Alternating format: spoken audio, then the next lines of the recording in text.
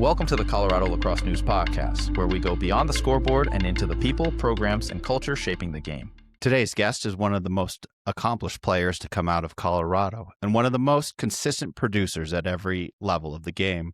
Eric Law is a Denver local who went on to play Division I lacrosse at the University of Denver. During his time with the Pioneers, he put up 152 career points, which still ranks top 10 in program history, along with 66 assists, which also rank in the top 10.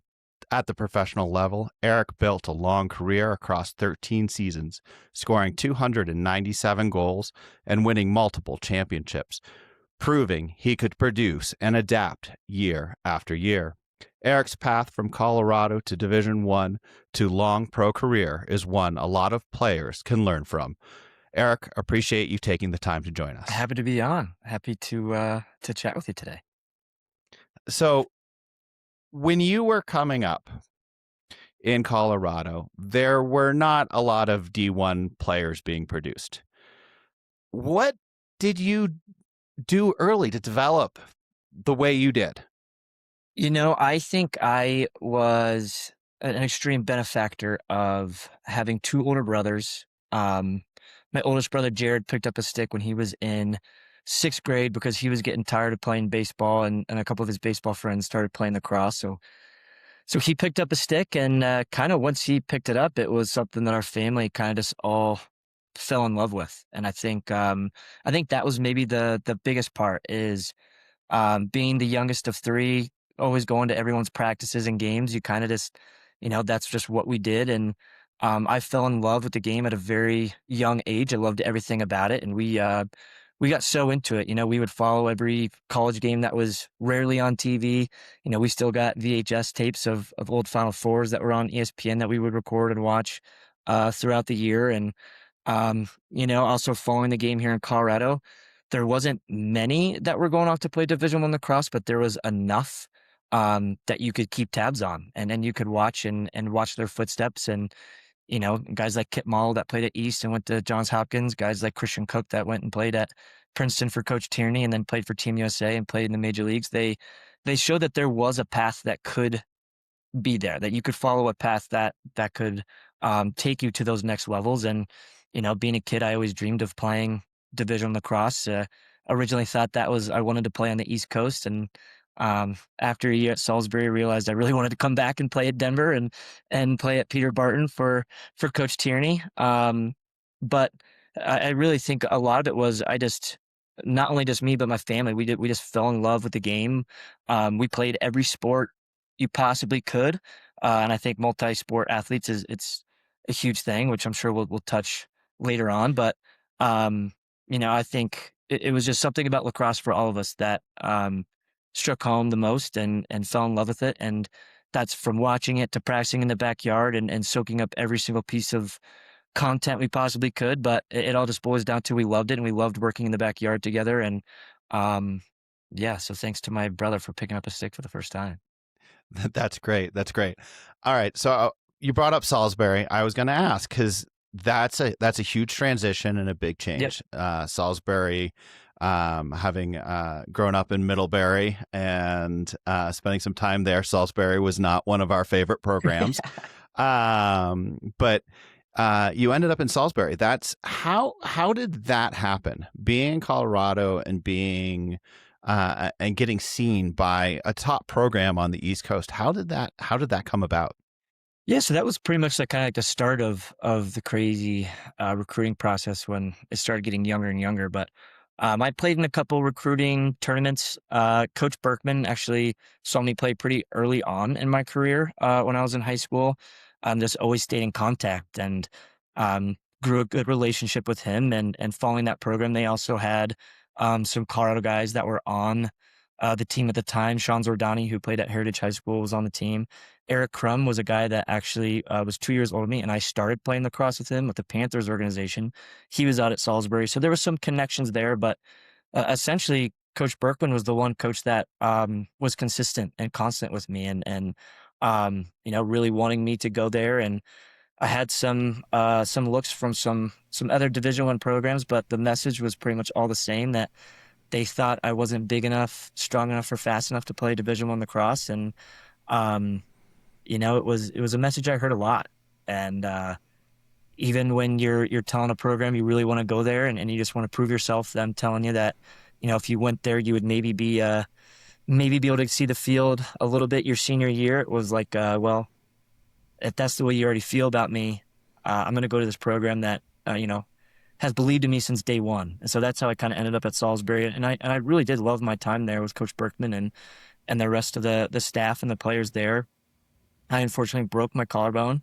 I think it was either the third or fourth game of the year. A minute left in the game, and so that took me out of, I think, 10 weeks. Ended up being a pretty bad break, and I actually came back right before the playoffs. I'm glad I did because I got to, suit up and play in a national championship game, even though we lost to Tufts. That one still hurts, but got to play the national championship, and then when I was going through the process of rehabbing and getting back from my collarbone, was having a lot of talks with my family and close ones of, you know, if lacrosse, if another injury were to happen, another collarbone, a knee, whatever, an injury that would hold me out for a long time, where would I be happiest? And that essentially boiled down to that, I'd like to be closer to home, and it's tough to beat this Colorado weather that we get all the time, and I definitely miss the mountains and being in a little bit of a bigger city. So, reached out to the DU coaching staff and essentially agreed that I'd be a walk on, and so I walked on to the team after the first practice. Coach Tierney pulled me aside and asked what number I'd want. So, um, kind of a crazy way that it all happened, from recruiting to my first year to end up ending up at DU. But I'm a true believer that everything does happen for a reason, and I thank Coach Berkman so much for teaching me actually how to work and what it takes to compete and be in that championship mindset at all times, and how hard you need to be working outside of the practice field. And then obviously all the lessons I learned from Coach Tierney and Coach Brown. I feel like I'm one of the very few that gets to play for, probably two or three of the greatest college lacrosse coaches of all time. So, um, a bit of a unique path, but very happy it ended the way it did. Yeah, it's interesting now. I mean, in that time period, if you had gone Division One, you would have had to sit out a year transferring to a different D1 school. Yeah. So having been at a D3 school and being able to move on to that D1, and even as a walk-on, it allowed you to play right away. I think that's a really interesting thing, because this is pre-portal, pre all of that. Yeah. So it's Pretty all, craziness. yeah, it was a very different time with trying to negotiate, like, if you were moving or transferring schools. As a walk on, I have to bring on, you ended up being a very influential player for this program and for DU. But the 2013 season, what you had 78 points, championship run. It's still one of the best in program history. What clicked for you that year? Like, what was the magic that made that year so special? Well, I think kind of like rewinding a little bit, when I first came in and when I transferred, I'd played attack my whole life. And then when I got even to Salisbury, I was playing a little bit of like second line midfield. I'd come in and essentially just invert the whole time. And then when I got to DU, first practice, when they were calling out numbers for positions, my number didn't get called for attack. And I'm sitting there thinking, like, oh man, here I am trying to walk onto this program, and they forgot that I'm even here. They're not even calling my number. And then I ended up being the last number called for midfield. So I remember walking to the midfield lines being like, all right, I guess I got to figure out how to play midfield and figure it out fast. So my sophomore year, I played essentially all midfield, and until the final four. Unfortunately, Todd Baxter, senior attackman, got hurt. And so I dropped down and played attack in that game. And then my junior year, kind of just played on like the right side at attack. Wasn't kind of just like a different position, was a little bit more inside. And then senior year, kind of went back to playing X and behind the goal, and kind of felt like that was more of my natural position. But I do think having to play all different parts of an offense and all different parts on the field actually helped me tremendously in knowing where not only I needed to be at all times on the field, but knowing where every single person on the offensive side needed to be at all times. And so I think things just kind of clicked that senior year, and then you know none of that happens without having some pretty incredible guys next to me. Like being able to throw the ball into Westberg at any time was pretty awesome, and having Cam Flint and guys like that making my job very easy, just like it happened when I continued my career playing professional around some very talented people. But I think just the experience of being able to play not in just a one slot, and to pigeon your hole into one position of, I'm just an X player because, there's only one of those guys on the field, but you may be asked to be playing a different position that you're used to. So, but just taking those experiences and then adding it to when I needed to be called on. That's amazing. It's really interesting how many players, especially today, seem to want to specialize at one position. Like like you mentioned, I'm an ex attackman. That's what I'm going to be. Or And to see how I'm a early midi. it happens and how early people are Yeah. specializing in a certain position, specializing in a certain sport. I think it's so detrimental to their progress and growth of what they can be as a player. Um, but that's just my personal opinions. No, that's great. That's something that's been touched on several times already by people we've had on the show, is the benefits of being a multi-sport athlete. Christy Foote, I interviewed earlier on, and she was talking about how she learned how to properly slide in lacrosse because of basketball, and how that kind of knowledge helped her grow. What other sports were you playing? Like when you were starting up, what was you said you were playing everything, but what was your like other main passion? Growing up, I really do think that I played almost every single sport underneath underneath the sun. Basketball, soccer, football, baseball, tennis. Once I got older, and especially into middle school, I was a baseball player, lacrosse player, basketball. And then once I got to high school, I stayed with tennis, lacrosse, and I played basketball my freshman year. Um, had a new coach come in after my freshman year for basketball, and essentially was saying, if you're not playing year round, it's going to be really tough for you to get playing time, to see and kind of go with that. And I knew at that point I probably needed to stick to kind of tennis and lacrosse if I really wanted to take those two things pretty seriously. And so that's what I did. And I loved tennis because tennis taught me how to be a great teammate. I was a doubles partner, and was just you and one other person playing tennis. You just have each other. And so someone hits it into the net, what are you going to turn around and yell at them, or are you going to pick them up and kind of try to keep them going and keep their spirits up as much as you can, or are you going to make it a pretty toxic environment and just start yelling and blame the other person for the mistakes that are happening on the court?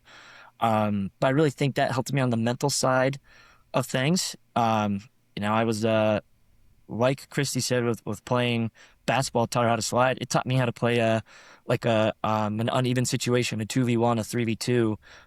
You constantly are doing those in basketball, and that's what really stood out to me. And that was one of the first things that clicked, that basketball is so similar to lacrosse, and you can take over the same offensive philosophies and defensive philosophies and just plug it in, and it's essentially the same. And but I was lucky that my parents were able to let us play as many sports as we wanted to, and kind of let us pick what we wanted to try and stick what stuck. But I, looking back at my childhood and growing up, I can't imagine just sticking with one sport. I think I would have been so bored of just sticking with one. And I think some of the best parts of youth sports, if not the best part, is you're out there playing with your best friends. So I remember, each sport, looking forward to joining and going into that sport because I got to play with whatever person it was, and you're constantly making new friends and playing for new coaches and experiencing new things. And, it's okay to not be the best on the team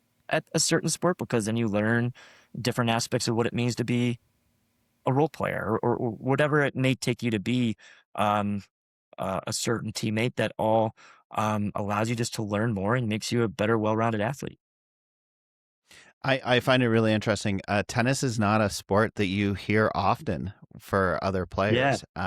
But I think that's a really powerful point you made. There's just two of you on You have to work together. It's permanent. We are partners. We are going to make this work. We are down. The two of us have to do this. When with larger teams, it feels like it's the entire group.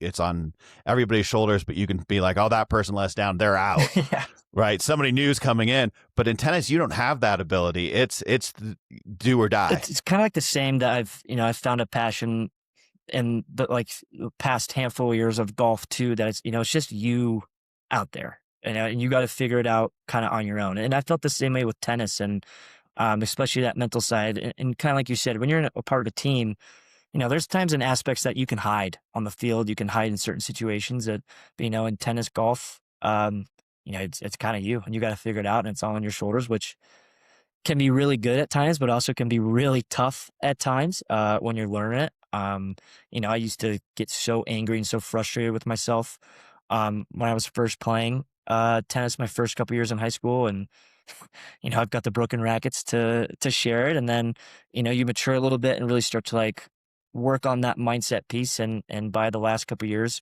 you feel like you're in a great place, and I tell anybody I can, playing tennis helped me so much on the lacrosse field, A, because of being a good teammate, but B, just, side to side movement and the mental side of things of never believing that you're out, and then never being able to get too far down yourself. If you make a bad play, who cares? You got to get ready for that next one, and not letting a previous mistake affect a future mistake.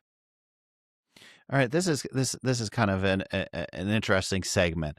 So, looking at kids today, what do you think most players over focus on that doesn't actually move the needle for them? Like we talked about overhyping positions or Yeah. one sport, but what else is not moving the needle for these kids? I think, and especially in the lacrosse space right now, I think there is such an emphasis on specifically being like a dodge to score player. And I think it's because that's the easy thing to go out and practice and skill. It's also the thing that looks best on highlights. It's the best that looks great on Instagram or TikTok. You see someone, split by someone, run down and stick a goal. You're like, wow, that was sweet.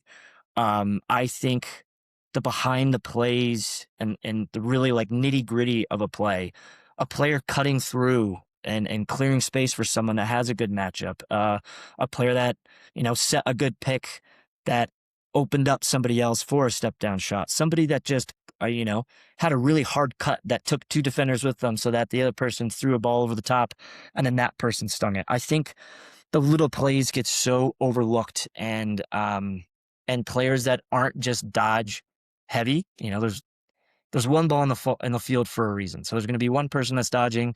How are the rest of the five guys or six girls in the field going to react off of that? And so I think that's a big one. I think that is just so overhyped of what kind of cool goal are you going to score this week, instead of just being a player that gets doesn't get the credit but created the play, if that makes sense. Yeah. Oh, I completely get that. I think you see that a lot in, and don't take this the wrong way, parents, that parents who watch a lot of highlights and see that type of things, they don't know actually how to read the entire movement on the field and everything that's happening. And to see what that off-ball movement is doing to create opportunities. And I think that's such a powerful part of the sport, and one of the things that makes it such a beautiful and fun sport to watch. It is. And I think that those plays get picked out because, like we said, it's easy to look at a clip and be like, oh, wow, what a cool goal. But it's also easy when you're just watching a game just to say oh, wow, that player is really good. They dodged down and had one goal, rather than, the other attackman on the field had three goals because they put themselves in the right spot at the right time, and the ball was in their stick for less than, a combined total of 2 seconds. Both plays are just as effective for the field and needed, because, you're making up a team. You can't have all guys or all girls doing the same exact thing of the same caliber. You got to have a little bit of variety on your teams if you want to be successful. So, but I think that just comes with knowing the game. And understanding what's happening and understanding other sports, understanding basketball movement, soccer movement, all these different types of things that actually open people up for shooting and why they were able to get open like they did. Yeah, it takes a lot of athleticism to make some of those plays, but there's a lot of other things happening behind the scenes and behind the play that opens up that shot or play for a boy or girl.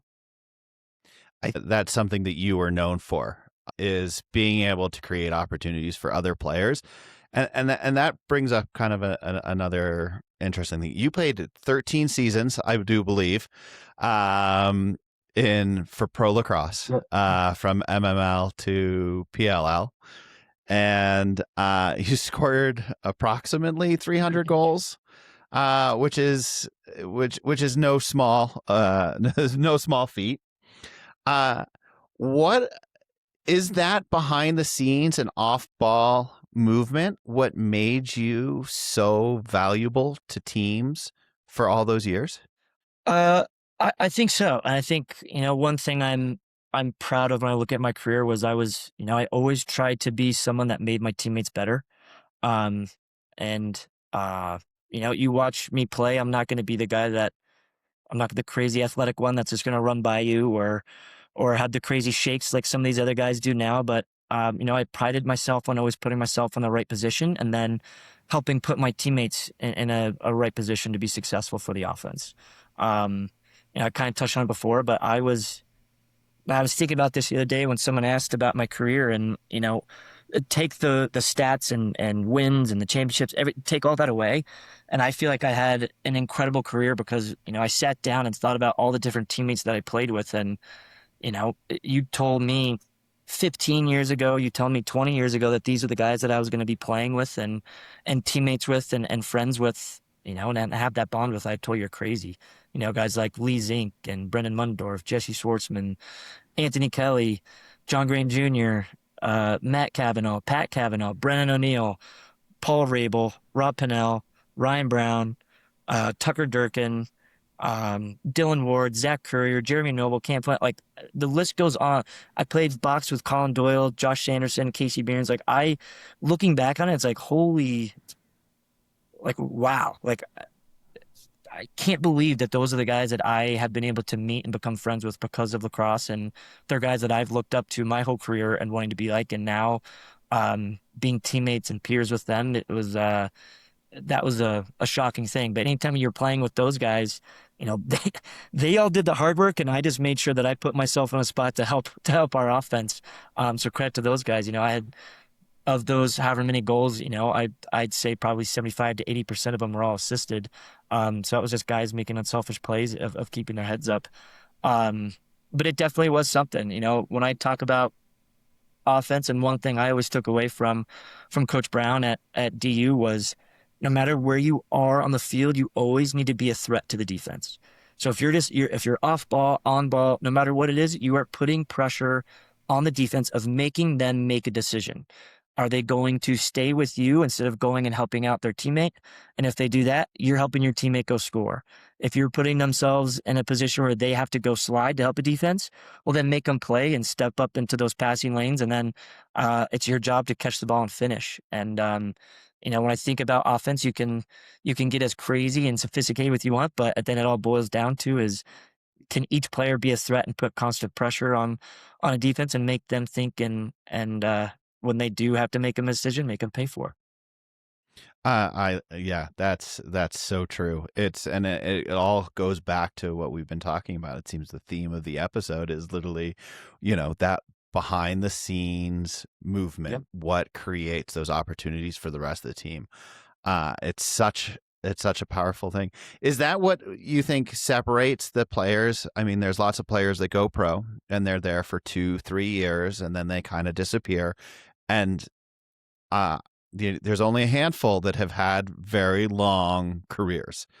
Is what makes that difference? Why do some, have that 2-3 year window Yeah. and then kind of move on, and then those that last a decade? I think that there's a few things that go into it. Like, number one, yeah, you need to be a smart player because, I mean, when you get to the professional ranks, it's just like going from high school to college. Everyone's bigger, stronger, faster. You have to be smart and you have to understand the little things about the sport and little things of like I said before, where each person should be on the field, and it's kind of expected of you. The other thing I think is maybe the biggest is, you go from college of playing and practicing every single day, and you have your stick in your hand, and you have this team, and you have a coach that's telling you, hey, you need to be here at this time because we got lift and workout, and then you got practice, and then you got shooting, and then you got film. You're doing all these different things to set up for one game a week. Well, now once guys get out, and especially when they're in their second or third year, you're trying to balance a full-time job. Now, if you're working, 80 hours a week trying to do, um, you know, finance, or you're doing whatever job you might be doing as a full-time job, it's tough to find times to, go get those same workouts. And are you working out as hard as you did before? Are you still getting your shots up that you need? Are you still a student of the game? Are you still trying to make yourself a better player by, learning new things that's going on constantly in the sport? And so I think that's a big part of it. And then, I think that on top of that, I think you truly have to love the game, because there's so many sacrifices that you have to make to do this thing at a pro level. I've unfortunately missed so many weddings. I've missed, big concerts. I've missed big events. I've missed other things that, my friends and buddies are doing. But, I've committed and dedicated myself to this craft. And, yeah, it comes with a lot of benefits and a lot of really cool things, but you got to love it if you want to sacrifice it. Because if you're getting on a plane to go fly to Long Island, or you're flying somewhere to go play a game, but, your heart is back at home at some other event, your, uh, your time's going to be numbered for sure. Yeah, it's a challenge. I think a lot of people don't realize lacrosse today is probably similar to what the NHL hockey was in the 60s and Yeah. 70s, where the players all had full-time Yep. jobs. And it's getting They were better. not I will making. I Yeah. will say, Yeah, yeah. big props to Mike and Paul Rabel at the PLL. They're taking this thing to the next level. Guys who play year round in the NLL as well. You Hmm. are able to be a professional lacrosse player, and that's what you do. But it's also supplementing that income with coaching and doing camps and clinics, and kind of making that your personal brand. And you're starting to see much more guys do it. There's a lot of guys who are coaches, either at the high school or college level, who are making lacrosse their full-time thing. And from my experience, those are the ones that are able to stick around and play between 5 and 10 years.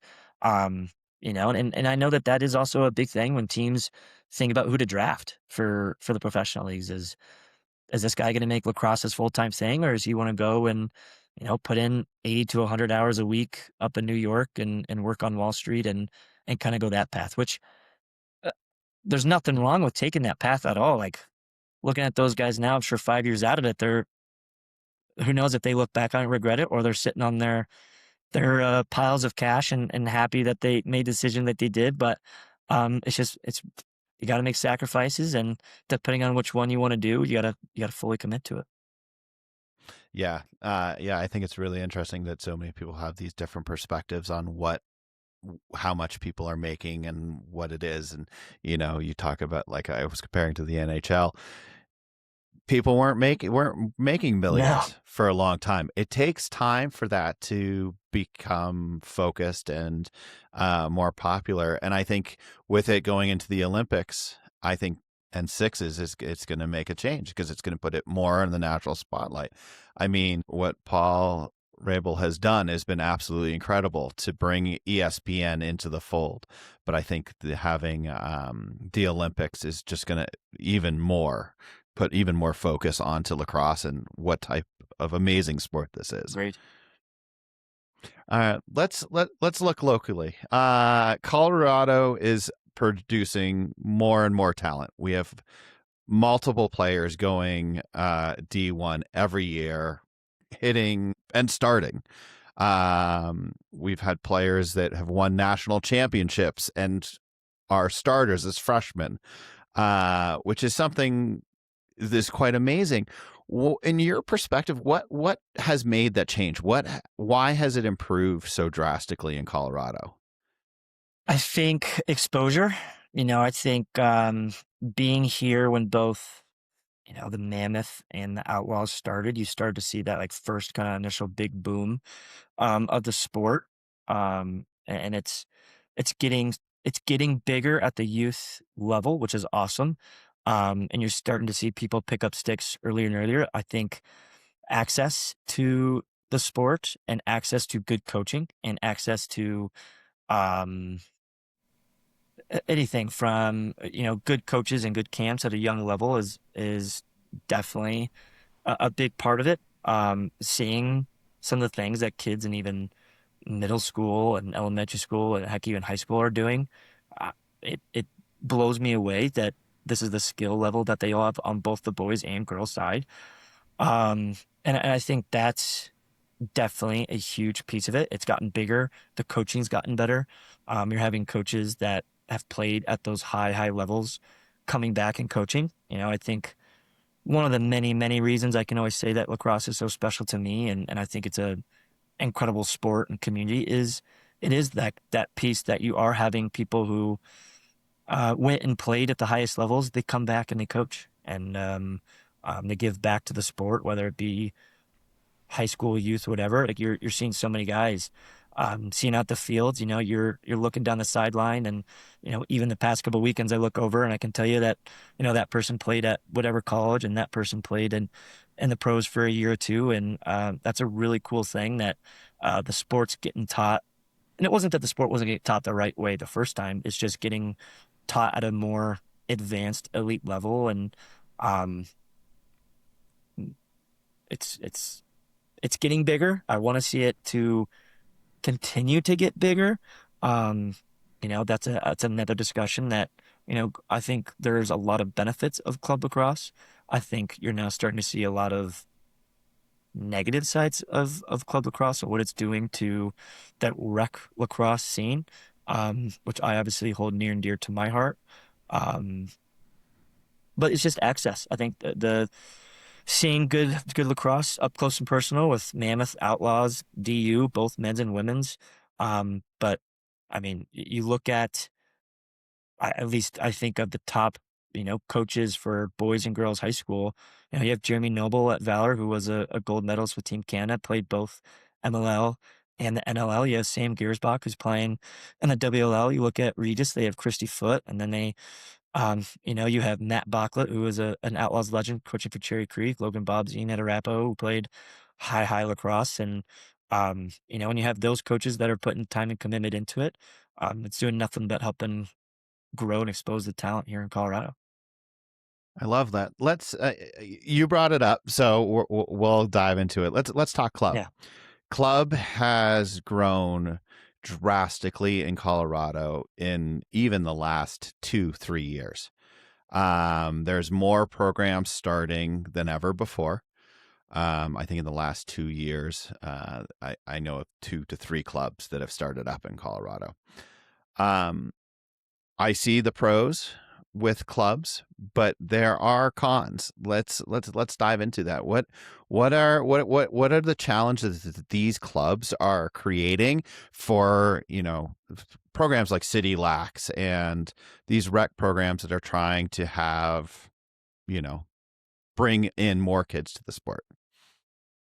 I'll preface by saying, like, there are so many good things that come from club. I think the original reason why club lacrosse started is so that people could get recruited, and I think that that's a huge thing. And I think there's nothing wrong with competitive lacrosse that's happening, especially in the summertime or the fall time.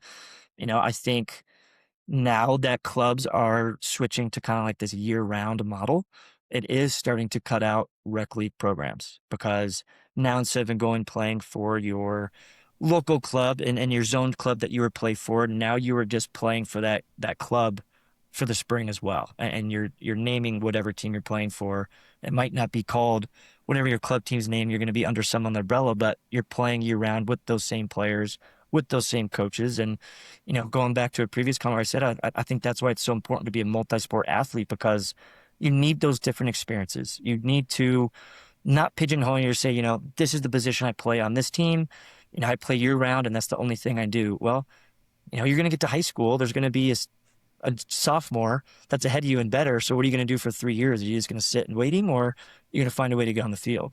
But backtracking, I think club lacrosse is hurting rec because it's now getting to the point where it's looked down upon if you don't play club. You could be a great player or just starting out. It's like, well, once I get into middle school, some of my buddies are playing club lacrosse.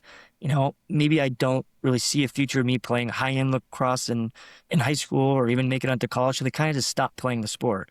I think that's the biggest red flag of all. You need to be playing the sport because sports teach you resiliency, they teach you accountability, sportsmanship, all the amazing things that you can take from playing a sport. And now we're just throwing those to the wayside because they feel like they're not good enough at the sport. And, I think that that's happening in club sports, not only just in lacrosse, but I think that that's happening in every sport you see. But, I do think, club lacrosse for high school, it is making it that if you're not playing on a club team, you feel like you're not progressing in the sport or it's not good enough for you. I think that there's something to be said to playing for your rec team in the springtime. Again, going back to it, like you're going to be put in positions that maybe you wouldn't with your club team. Maybe, you play defense for your club team. Well, hey, we need you to you need to go play offense with your pole. We need to play at long stick midi. I need you to take faceoffs. I need you to go take down. I need you to go play attack for this quarter because we need someone that can handle the ball and go in and all those different experiences of putting you in a different situation with a different coach as well. Every coach is different. They're going to be teaching different things. They can be the way that they handle themselves of the way they talk to players, the way they hold you accountable is going to be completely different. And I think that's such a good thing to have. It's I sometimes think it's important to have a bad coach so you understand what a good coach is. When you're going through the recruiting process, if you have the same coach the entire time, if you go play for a college coach that's one way, you could be completely thrown off because you've never been experienced to that coach's coaching style, whatever it may be. Um, and so I don't want to see it getting to a thing where you only play for one team year round. Those are the only teammates that you ever have. Um, and and again, there are great things that come from club lacrosse. Playing at that competitive level, playing with other guys that are competitive like you, and raising the level, especially when there's multiple good teams at a certain age division, that's great. My whole thing is just don't take away rec lacrosse and take away that experience from other kids who would want to continue the sport, but now don't have that opportunity because now they don't have a team to play on. Um, that unfortunately is what we're seeing right now. Um, quite honestly, in Colorado youth sports, especially at the rec level, and um, numbers are dwindling, and that's super sad to see at both the boys and girls side.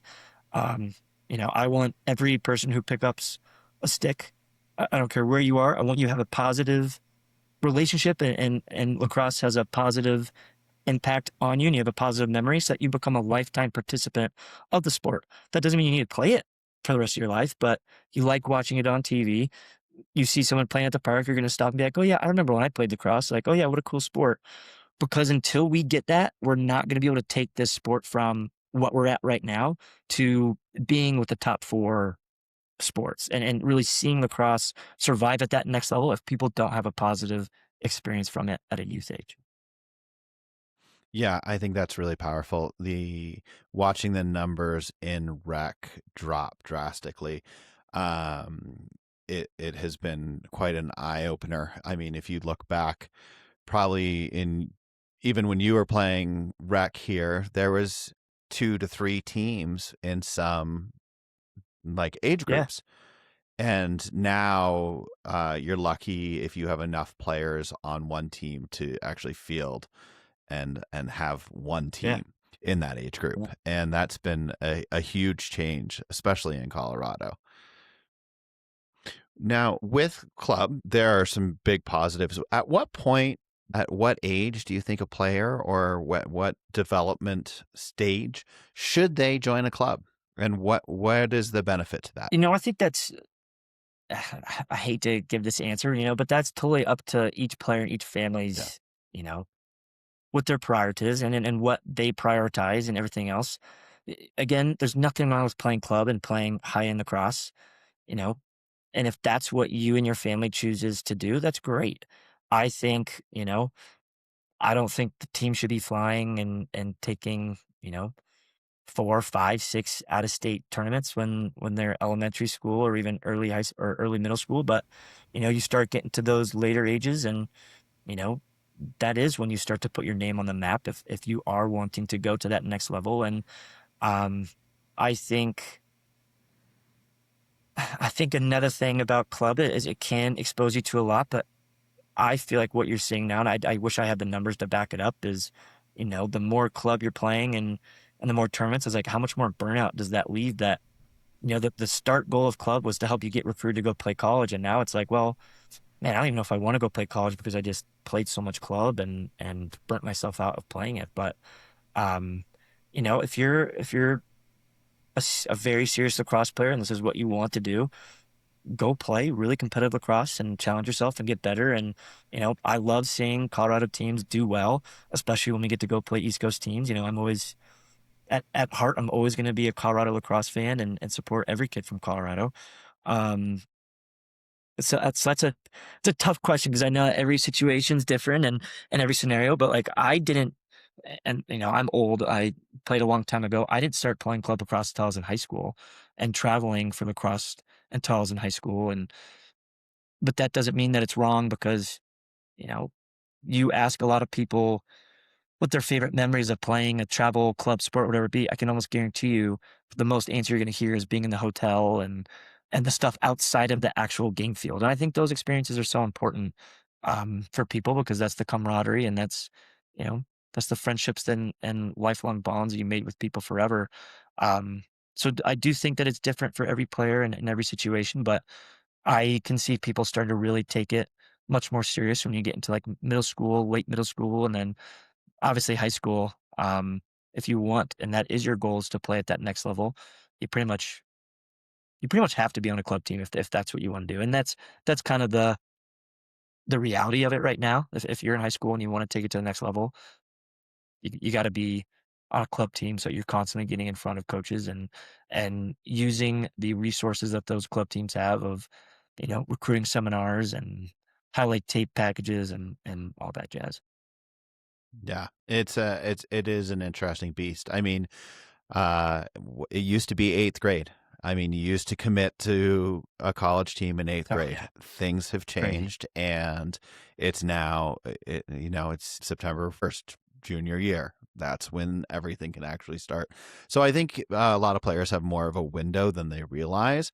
And yeah, I'm a big fan of playing as many sports as possible. I mean, that's what I did growing up. We did everything to the max. When it was that season, you did that Yeah, and you were like 100% in it. And then I played baseball. I played lacrosse in the same season sometimes. same. I'd skied, I'd play Yeah, basketball, and almost all of it was rec and just local programs. But when I did that sport, that was 100% that sport. And there would be days in the backyard where, I might play with a lacrosse stick, or I might be shooting baskets, or I'd be shooting pucks at the garage door. yeah. And it would change, but you do as much as you can. And I think that's something that a lot of kids are starting to miss I with agree the completely, with the, that draw. completely. All right, so we've talked a little bit about recruiting, and I know that a lot of kids have this on their mind, especially high school. Um, what should players focus on between freshman and junior year that actually matters to college coaches? Oh man, I think there's a lot that college coaches are looking for, but I think the biggest one is the very basic fundamentals. I think it's so funny when you look at this sport and then you think about the difference between youth to high school to college, college to pro. Every single game, every single situation still comes down to the smallest of details of ground balls and stick skills. And I think that's one of the biggest things. If you're putting in the extra work of the basic fundamentals, catching, throwing, shooting, you know, lacrosse, I've always thought of it as a repetition sport. The more you do it, the better you get at it. But not only the better you get at it, the more confident you get at it. And a confident lacrosse player is a dangerous lacrosse player. So you're not having to think about the little details of catching, throwing, where should my hands be when I shoot, how should I be shooting this ball, and you're just reacting. This is when you become better. But I think a lot of college coaches want to see progression. They want to see like how have you developed from your freshman year to your junior year. Are you still making the same mistakes as a freshman and you are as a junior? Are you are you becoming a student of the game? Are you, I think the smallest of details that gets overlooked so many times is, are you a good teammate? And are they watching, if they watching you at a game, are you celebrating your teammates' successes just as much as your own successes? Um, I think those very little details are very not undercoached, but they're not looked at as highly as, you know, did you dodge down the right side and shoot this ball 100 miles an hour into the top right corner of, can you do that every single time? So I think a big part is that progression. Are you getting better? Are you showing that you're committed? Are you showing that this is what you want to do? And they just want to see progress as you're getting older. I love that. What's one piece of advice you wish you had at 16?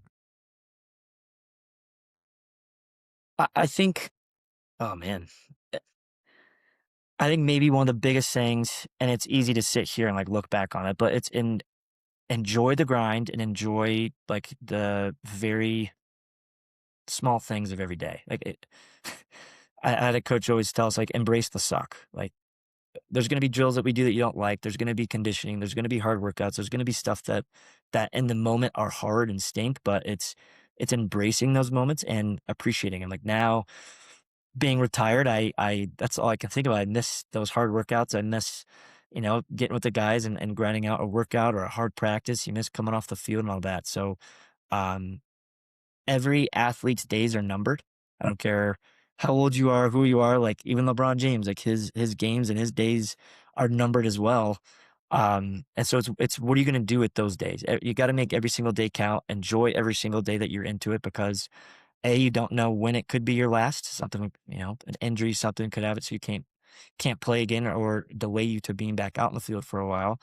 And your athletic days are going to be done, and then you're just playing men's league, which we all know doesn't compare nearly the same as when you're in it. So enjoy the little details of everything, work as hard as you can, because I can guarantee you no one's ever looked back and regretted working hard.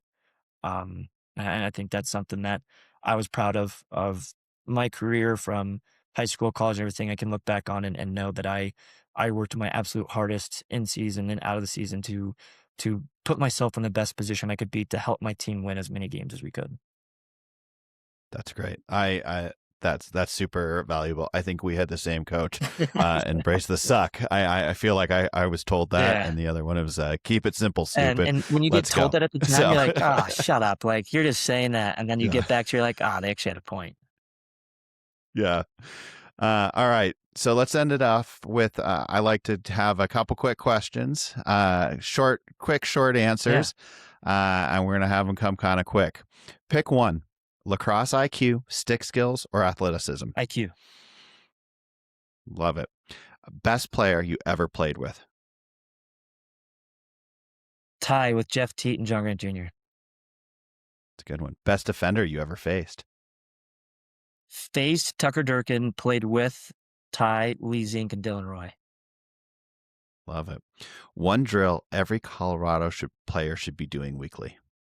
Waba. Love it. And then this one, you can expand a little bit on this one. What's your best lacrosse memory? Oh man, that's really tough. I'm gonna do two. My first one is my senior year with DU, um, quarterfinals against North Carolina. We went down, I think it was 9-1 in the first half, it might have been even 8-1 in the first quarter. We came back and ended up winning, and had the game winner with like 13 seconds left to send us to the Final Four. That was awesome just because the emotions of that game and that team with the seniors on the team, everything, and how special that was. And then my second one is probably in 2016, when we won the championship. Same kind of thing. We went down big, came back and won, but the day of that championship game was a year removed in 2015. I had my third foot surgery, and after that, they didn't know if I would ever be able to, run the same or move the same. And I was non-weight bearing for 3 months, and then was in a boot for another 2 months, and literally got cleared about 3 weeks before the season started. So to be able to come back and play in that game on the anniversary of my foot surgery and kind of make it a full circle thing to win the championship and be named MVP of that game was that was a special one. And then I'll cheat and say my last game that I played in this last year, having my son in the stands, playing at Peter Barton, in front of family and friends and everyone I've been able to celebrate with for 13, however many years, driving to the stadium that day, I remembered that I'd been going to play games at DU for 20 years. So that was a special moment too. That's absolutely incredible, and it was quite a phenomenal last game. Yeah. I have to say, it was very special. A lot of us, I know, that were in stands and cheering you That was on, fun. and it was stoked. It was stoked to see you there. Yeah. Well, thank you very much. For anybody else, if you see Eric around, make sure to give him a shout out. He's very involved with rec sports and City Lax and helping grow lacrosse in Colorado, as well as if you are at a DU game, he is probably up there announcing and helping broadcast it across and educate those that are watching on TV. Always be calling out those the behind the scenes plays. So tune in. I'll let you know who created the play for the guy's score. I love that. Thank you so much for joining us today. Awesome. Thank you. Thanks for listening to the Colorado Lacrosse News Podcast. Subscribe wherever you get your podcasts, follow us on social, and visit coloradolacrosse.news for rankings, features, and full episode coverage.